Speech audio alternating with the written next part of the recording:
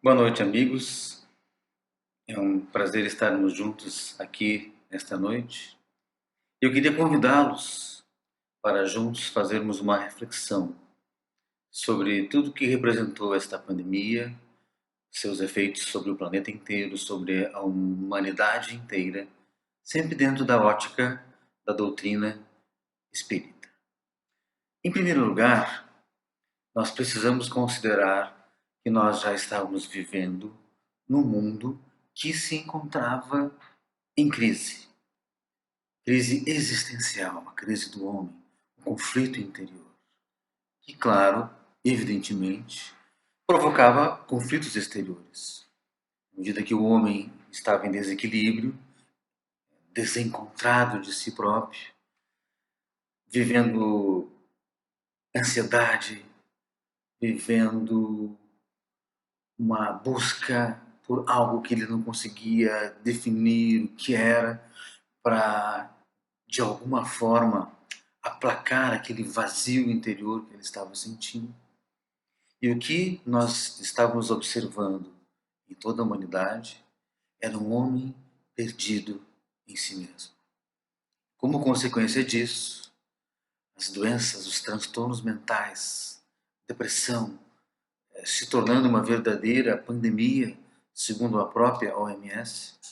Tal era o número de casos, crescendo cada vez mais. O suicídio entre os jovens, alarmante, terrível. E nós, cada vez com menos tempo. Aliás, essa é a nossa expressão mais comum. Eu não tenho tempo.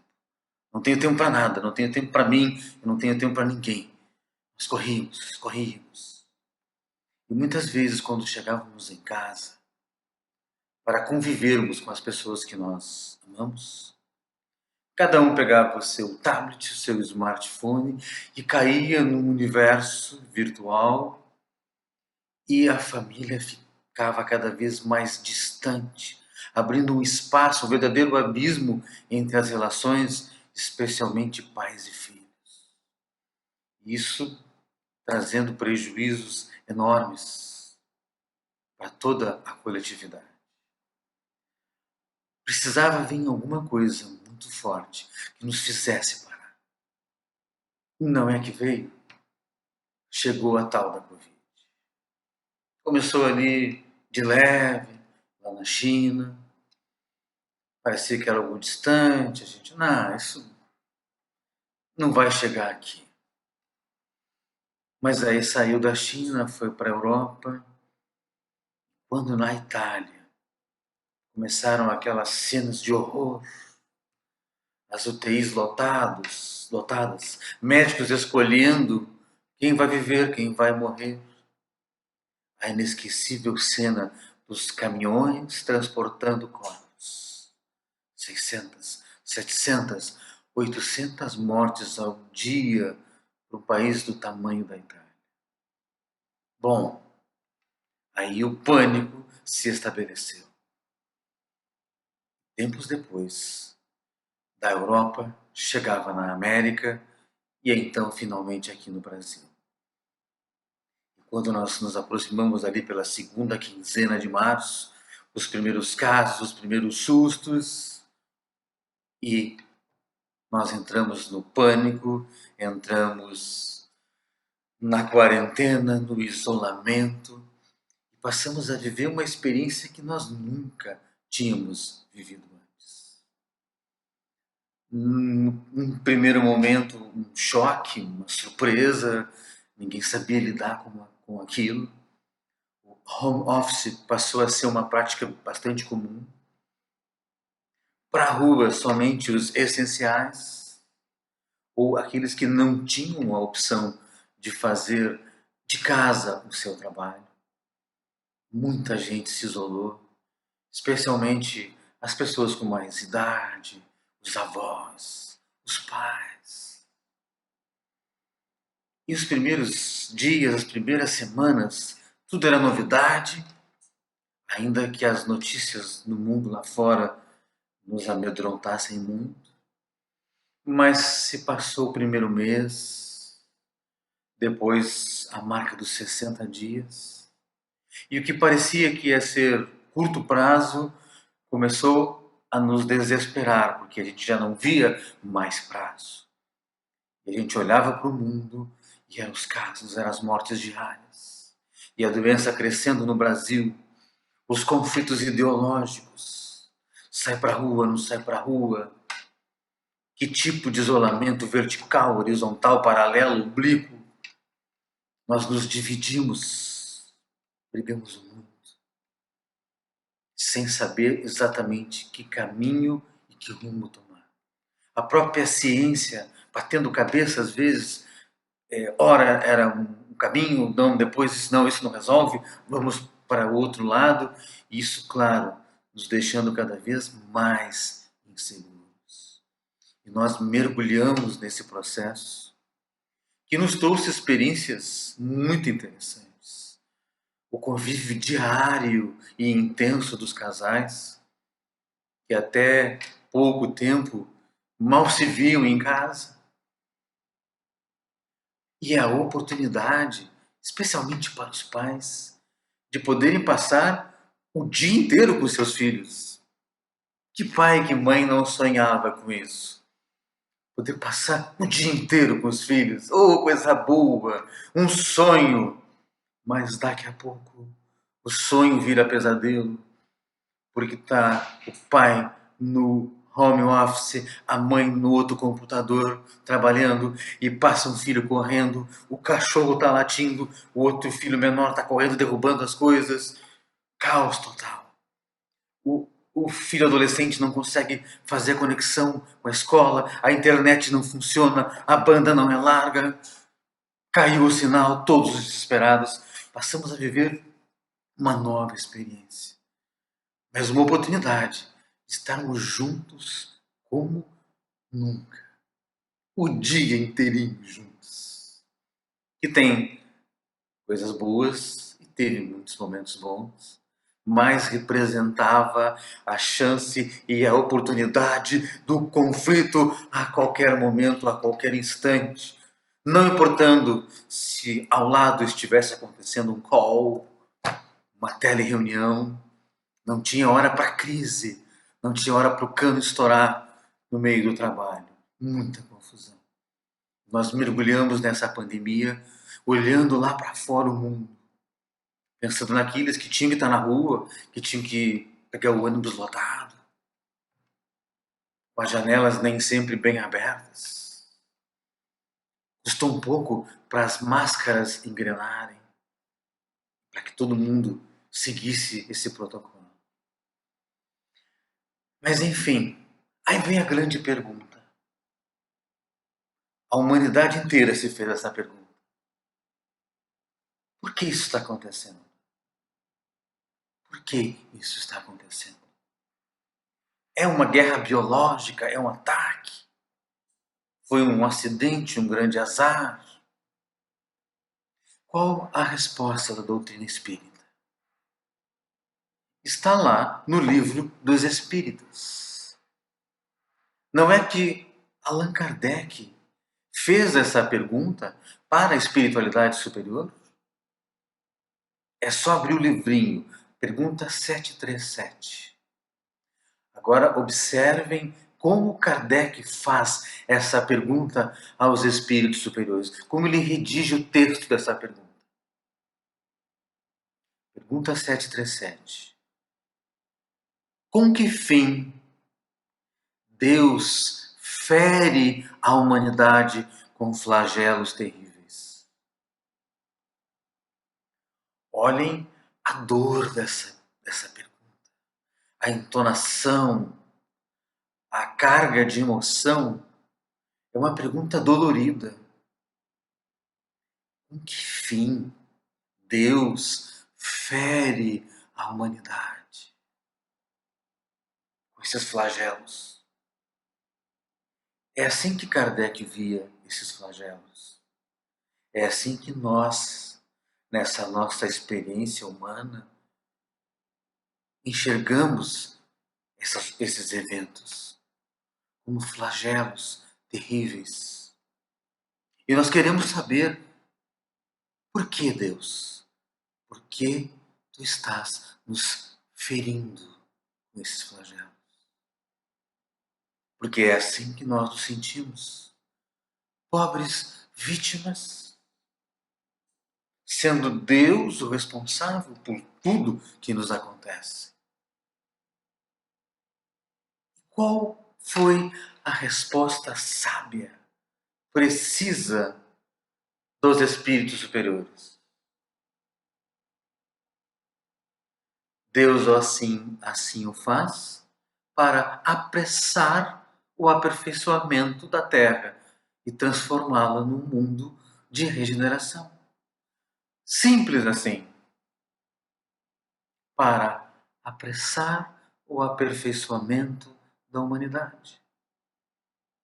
Porque nós somos crianças espirituais.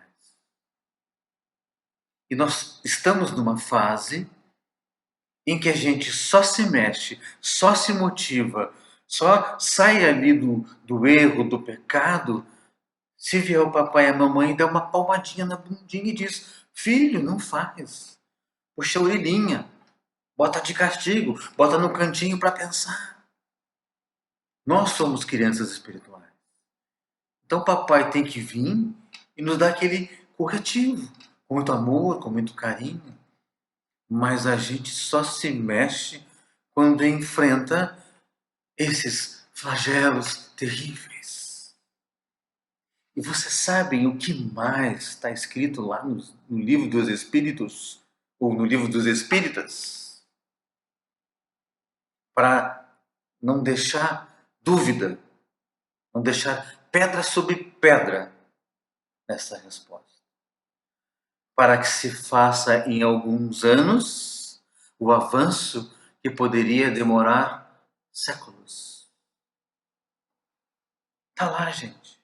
Tudo na pergunta 737.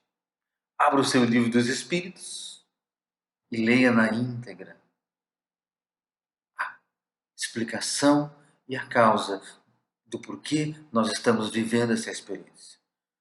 Não foi um acaso, não foi um acidente, não foi imprevisto, muito pelo contrário. Foi previsto, foi antecipado. Eu conheço uma pessoa, uma amiga da família, que em uma consulta com um mestre, meados de 2019, bem antes de começar a aparecer os primeiros casos na China, o mestre que se comunicou através do médium encarnado antecipou a ela que estava vindo grandes experiências, grandes provações para a humanidade. Claro que naquele momento ela não entendeu nada. E considerou que tudo que nós já estamos vivendo hoje, ou estávamos vivendo até março, já era uma grande provação. Tanta coisa acontecendo. Mal sabia ela do que o mentor estava avisando. Mas saindo de um caso assim particular, de uma pessoa e das minhas relações, vou me utilizar do Divaldo Pereira Franco. Em uma live, ali mais ou menos pelo mês de maio, disponível na internet, ele também diz a mesma coisa. Os mentores anteciparam a ele que grandes acontecimentos viriam na direção da Terra. Que era coisa séria. Muito séria.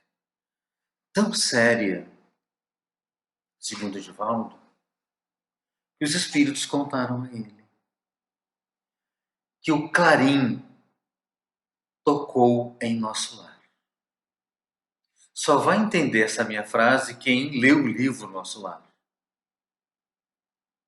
Essa linda obra chegou até nós através das mãos do Chico Xavier, que até virou filme. Em nosso lar, perto de uma grande ocorrência muito séria na Terra, tocou o clarim. O que é o clarim? É um instrumento sonoro que é ouvido em grande faixa de toda a psicosfera, de todas as regiões espirituais que estão em torno do planeta. E ele tocou fortemente em nosso lar. Você sabe em que ano tocou esse clarim? 1937, quando a humanidade estava dando os passos finais ou iniciais da Segunda Guerra Mundial. Esse mesmo clarim tocou agora, em setembro de 2019. Ou seja, estava previsto. E era necessário que toda a coletividade espiritual se preparasse para receber uma grande massa de desencarnados que partiriam, a maioria em lastimáveis condições, e numa situação de choque. Porque a pessoa estava bem, aí veio o tal do Covid. Às vezes, num intervalo de 3 a 4 dias, a pessoa apresentava um sintoma mais forte, não conseguia respirar, ia para a UTI e desencarnava. Desencarnava sozinha, distante, sem ter um familiar do lado para dar a mão, para dar aquele último olhar. Nossa, gente, que experiência duríssima. E para os familiares que tinham que ficar em casa, sem poder estar do lado das pessoas que mais amavam, na hora mais crucial da vida terrena. Que experiência, gente. Agora vocês imaginem o trabalho que isso deu para as equipes espirituais. Porque não é só um desencarne coletivo. Era uma grande tragédia emocional coletiva pelas condições em que cada um estava partindo. E todo o coletivo precisava se preparar para receber esses desencarnados. E chegavam lá em péssimas condições, na maioria dos casos. Que foi muito rápido. Esse trabalho dessas equipes espirituais foi fundamental. Não somente junto aos desencarnados, mas também em relação aos encarnados. Viveram esse desafio de uma experiência muito forte. Então, fica compreendido as razões, era um planejamento, fazia parte da trajetória da humanidade. E eu queria ressaltar um pequeno ponto, para que ele não passe desapercebido. O Covid chega agora, quando nós estávamos numa grande guerra existencial na humanidade. A peste negra. Vocês lembram quando a peste negra assolou a Europa? Foi logo após o fim das cruzadas, que era para ser um movimento religioso, mas que se transformou numa grande guerra nem um pouco santa, tirando a morte de muita gente. Um conflito que varreu a Europa, colocando o Ocidente contra o Oriente. Massacres foram realizados sob a bandeira de Jesus. Pouco depois das cruzadas, a peste negra. E a gripe espanhola, que não teve nada a ver com a Espanha, né? Podia ser a gripe não espanhola o nome. Quando apareceu a gripe espanhola, logo após o conflito da Primeira Guerra Mundial. Não duvido que o clarim tenha tocado lá em nosso lar também. Pois é, gente. Quando nós pensamos em todas essas questões, e aí eu trago então uma reflexão desses 180 dias que se passaram. Quem diria que nós passaríamos 6 meses nessa luta? Eu faria uma pergunta para você. que eu fiz para mim. Você passou a pandemia com Jesus ou sem Jesus? Lembrando que a pandemia não foi igual para todos. A tempestade é igual para todos, mas cada um está num barco diferente. Há quem esteja num transatlântico, num iate, e nunca faltou pão. E há quem esteja num barquinho, a remo, onde as ondas batem muito forte e onde muitas vezes faltou pão. Se em alguns lares as pessoas já não aguentavam mais comer as mesmas coisas, em milhões de lares as pessoas já não aguentavam não ter o que comer. Não foi igual para todos. E é diferente para quem viveu a experiência de se despedir de alguém sem poder se despedir de alguém. Daquele que ficou em casa, gordinho, saudável, vendo só pela televisão e Covid só no noticiário. Nunca botou um pé no hospital. E nunca teve a dura experiência de, à distância, acompanhar o corpo de um ente querido ser colocado numa vala. Sim, a pandemia, ela não foi igual para todos. Cada um viveu conforme as suas necessidades, conforme aquilo que precisava viver. Mas eu volto à reflexão. Você passou com Jesus ou sem Jesus? Como que a gente reconhece? Fazendo o próprio exame. Quem passou a pandemia com Jesus manteve sempre a sua mente conectada a Deus, orando pelo próximo, orando por quem estava sofrendo, mantendo seu equilíbrio interior, buscando a sua paz e a sua serenidade, demonstrando confiança absoluta no poder divino e tendo a certeza de que qualquer coisa que viesse a acontecer a ela é algo dentro de uma programação pré-estabelecida. E que, portanto, meu sentimento é de resignação e aceitação. Se alguém que eu amo muito partiu, eu entrego essa criatura a Deus de volta, agradecendo por cada minuto que ela esteve ao meu lado. E se porventura eu estive diante da morte, eu vivo essa experiência demonstrando o meu orgulho de testemunhar em nome de Jesus, sabendo que essa experiência é para o meu crescimento, é para o meu aperfeiçoamento. Assim o cristão vive essas adversidades. O verdadeiro cristão, ele não tem medo da cruz, ele não foge dela, ele a recebe com orgulho. Ninguém, nenhum outro exemplo que eu possa ter visto ao longo desse período testemunhou tanto isso na vida, na prática, quanto a um médico chamado Lucas Augusto.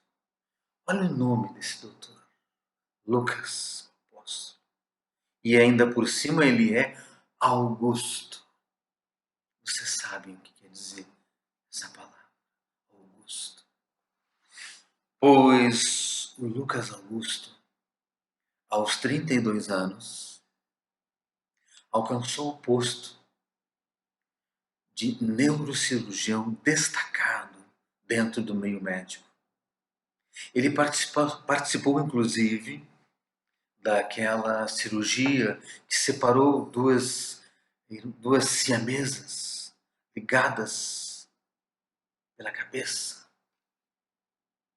Um médico brilhante, com um futuro enorme pela frente, casado, 2 filhos pequeninos. E não é que ele foi alcançado pelo Covid-19 e, mesmo sem ter nenhum histórico de doenças, comorbidades, o Covid para ele pegou muito forte, tanto que ele foi internado.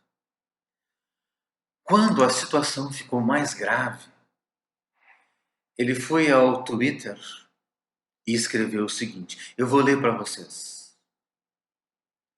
Twitter de Lucas Augusto, agosto de 2020. Estou indo neste momento para a UTI, devido a um agravamento do quadro de Covid-19. Ficarei incomunicável, mas desde já agradeço aos amigos pelas orações. Peguei essa doença fazendo o que amo, cuidando dos meus pacientes com amor e dedicação. Agora prestem atenção, gente, nesta frase. Para mim, esta é a frase da pandemia. É o símbolo de um cristão verdadeiro, apaixonado. Faria tudo outra vez. Ele está indo para a UTI. O quadro dele está se agravando. Ele sabe da gravidade da doença. Ele sabia para onde ele estava indo. E ele diz, faria tudo outra vez. E olha que palavras lindas, poéticas, belas e profundas. Ele encerra esse texto. Sei que meu Deus é soberano sobre todas as coisas. Seus caminhos e propósitos são sempre justos e perfeitos. E que no fim todas as coisas contribuem juntamente para o bem daqueles que amam a Deus, daqueles que são chamados segundo o seu propósito. Foram as últimas palavras do Lucas Augusto. Porque no dia 8 de agosto, vitimado pela Covid, ele desencarnaria. Representou como ninguém alguém que viveu essa pandemia com Jesus.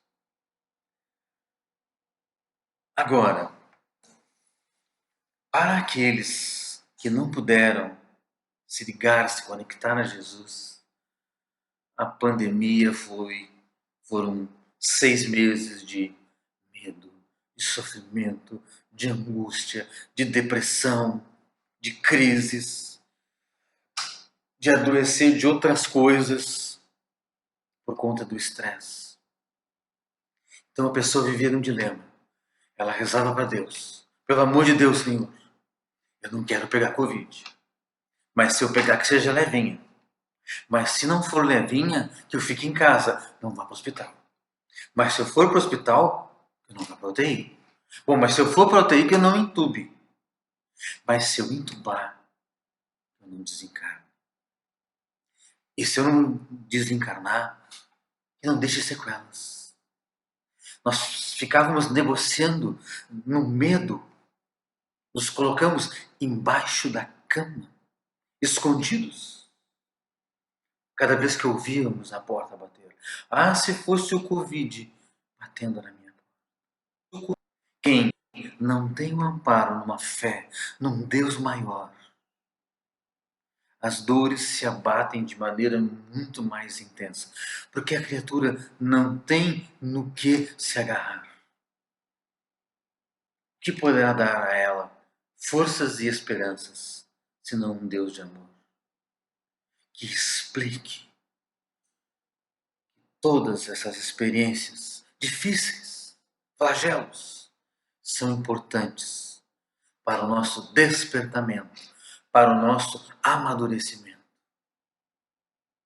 Como diz Chico Xavier naquele poema tão lindo, o que seria da argila, pobre e esquecida, se não enfrentasse a temperatura do forno desumana para se tornar porcelana? Nós somos a argila esquecida. E alguém quer ser uma argila esquecida, um barro qualquer? Não. Vamos ser sinceros. Nós queremos ser porcelana. Nós queremos isso. Todos nós queremos ser porcelana. Nem que seja para botar no Instagram. Mostrar o próprio brilho. Só que não o brilho externo das conquistas fáceis do mundo, mas o brilho interior, a alma. Todos nós queremos ser a porcelana. Então, não podemos fugir da temperatura desumana do forno das provações terrenas. Essa é a razão e esse é o motivo. Quem sofre sem Jesus sofre muito mais. Mas, como uma conclusão final de tudo que nós vivemos, de tudo que a humanidade está refletindo, do novo normal, dos novos valores, de compreender o valor de um abraço. Aquelas pessoas que a gente mal tinha contato pessoal, só mandava um WhatsApp. A gente se vê, a gente se fala. Agora a gente está louco para dar um abraço nessas criaturas. E elas estavam ali, colegas, vizinhos, amigos. E a gente mantinha uma distância confortável. E agora está sentindo falta dele. Que diabo de doença é essa? Que não me deixa abraçar as pessoas. Os avós, como os avós estão sofrendo longe dos netos. Meu Deus. Que vale mais? Quem tem importância? Sempre é quem está dentro do nosso coração. E trocar vida por dinheiro, por bens materiais, é um péssimo negócio. Amontoar bens materiais para dar segurança é um equívoco. Nós não podemos trocar vida por dinheiro. Precisamos ter uma vida mais leve, ajuntar menos coisas, nos agarrarmos menos às riquezas do mundo e nos agarrarmos mais às pessoas e dar importância a elas. Convivência, estar juntos. Os nossos filhos não podem ser estranhos, que eu vejo de vez em quando. Não. Tem que ter convívio e amor todos os dias. Nós precisamos aprender isso. Dar valor ao que tem valor.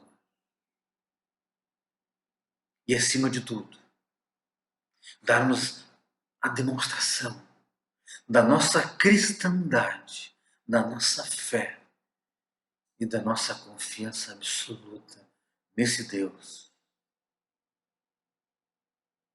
que rege todo o universo e todas as coisas. Para encerrar, nessa pandemia, eu tive a felicidade, o privilégio, a bênção de assistir um filme intitulado Paulo, o Apóstolo de Cristo. E me fez refletir muito sobre... Aí eu falo sobre mim. Não estou falando para você, eu falando, olha, o meu vizinho, ele mal conhece Jesus. Não, estou falando de mim.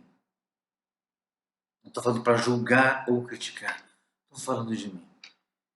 Depois que eu assisti esse filme, Paulo, o Apóstolo de Cristo, eu descobri o seguinte.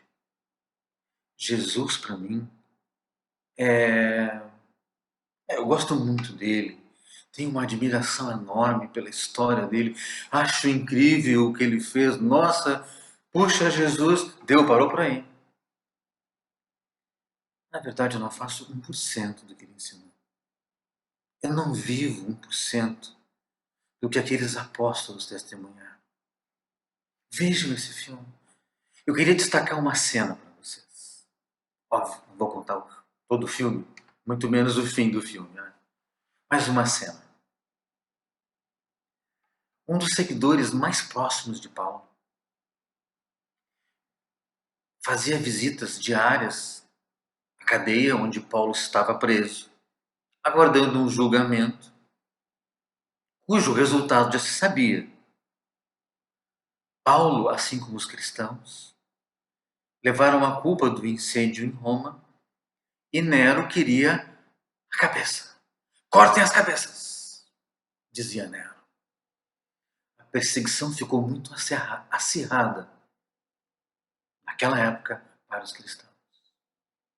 E haviam agrupamentos, pequenas aldeias de cristãos que se reuniam, formando pequenas colônias para tentarem se proteger das perseguições. E eles precisavam sair às ruas, muitas vezes, correndo grandes riscos para poder trazer um alimento, um animal. Mas sempre que alguém tinha que sair, eles disputavam quem ia se arriscar. Porque isso é que era o bonito, era testemunhar a fé. E eles tinham essa fé em Jesus sem jamais ter visto Jesus. Tudo o que eles tinham eram as palavras de Paulo. Paulo falava de um jeito de Jesus que quem nunca tinha visto Jesus era tocado por aquela certeza, por aquela confiança, pelo jeito que Paulo falava. Mas então Paulo estava preso e o seu seguidor mais próximo estava junto a ele na cadeia. Quando, por um conflito acontecido fora da cadeia, este seguidor, Lucas, estava junto a Paulo, foi retirado da sua presença. Ele era um homem livre, tinha bons contatos, e somente graças a esses bons contatos é que Lucas tinha o direito de visitar um preso praticamente condenado à morte. Mas naquele momento, Lucas foi levado às masmorras e jogado num antro junto com um outro grupo de cristãos. Antes de colocar Lucas lá naquele antro, naquela masmorra, o oficial disse para ele: amanhã vocês serão todos sacrificados na arena. E deu aquele sorriso. Lucas, longe de ter qualquer sentimento de ódio, de rancor, olhou com ternura, com piedade para aquele homem e disse: tudo bem, não tem problema, é por Jesus. E ele adentra lá na masmorra. E ali há dezenas de cristãos, homens, mulheres, crianças. Só tem um probleminha. Eles não sabem o que vai acontecer amanhã. E quando Lucas entra, um elemento externo, ele sabia das informações. E aquele povo todo vem em volta dele e pergunta: o que tu sabes? O que vai acontecer? Lucas não podia mentir a respeito do destino. Essa é uma cena imperdível do filme. Não deixem de assistir. Há um choro inicial, um transtorno geral, mas aos poucos todos se acalmam. E juntos eles se dão as mãos e começam a fazer uma oração que ecoa pelas masmorras, pelos corredores e vai subindo por aquela cadeia romana, contagiando todas as criaturas, todas aquelas pessoas que estivessem presas. E uma serenidade, uma paz tomou conta daqueles corações, como se o próprio Jesus estivesse ali presente entre eles. E alguém tem alguma dúvida que Jesus estava ali presente. E eles viram o seu sacrifício não como um flagelo terrível. Encararam não com medo, não se esconderam embaixo de algum aposento, mas entregaram a própria vida, a própria alma, com orgulho e com fé no Deus da vida e nesse Cristo que, por amor a todos nós, carregou a própria cruz e nos deixou como símbolo e como exemplo de vida, da simplicidade da manjedoura ao sacrifício na cruz. Como nós estamos ainda muito distantes de sermos verdadeiros cristãos. Mas o mais importante é que um dia nós vamos chegar lá. Nas esteiras das reencarnações, das vidas que se sucedem, sairemos do atraso moral, da infantilidade espiritual do hoje, à angelitude de amanhã. Para quem um dia já foi um átomo e hoje já é um ser que até pensa, para o anjo vai ser um pulo. Em breve nós chegaremos lá. Um beijo no coração de todos e a gente se vê outro dia.